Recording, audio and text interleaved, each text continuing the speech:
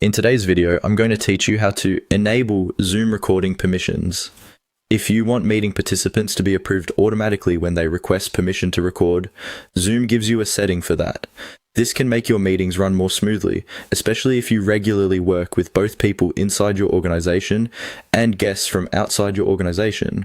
I'll walk you through exactly where to find this setting and how to turn it on. To begin, open your browser and go to the Zoom homepage. Once the page loads, look toward the top area of the screen and click on My Account. This will take you into your Zoom account dashboard, where you can manage your profile and account preferences. After that, find and click on Settings. This is where Zoom keeps many of the controls for meetings, recordings, security, and other account level options. If you don't see it right away, just look through the left side or top navigation area, depending on how your Zoom page is displayed. Inside Settings, click on Recording. This section contains the recording-related options for your Zoom account, including controls that affect how participants can interact with recording features during meetings. Once you're in the Recording tab, look for the option related to internal meeting participants and automatic approval of their permission request. Enable the checkbox for internal meeting participants to auto-approve their permission request.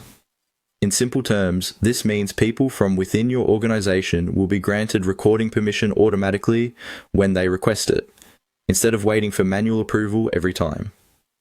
Next, find the similar option for external meeting participants and enable that as well.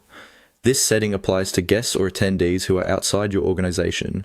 Turning this on allows their recording permission requests to be automatically approved too, which can be useful if you collaborate often with clients, partners, or vendors.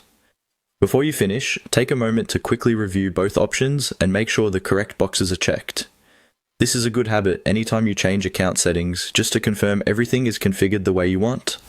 Finally, click Save. This applies your changes and updates your Zoom recording permission settings. And that's it. You've now enabled Zoom recording permissions for both internal and external meeting participants through your account settings. If you're managing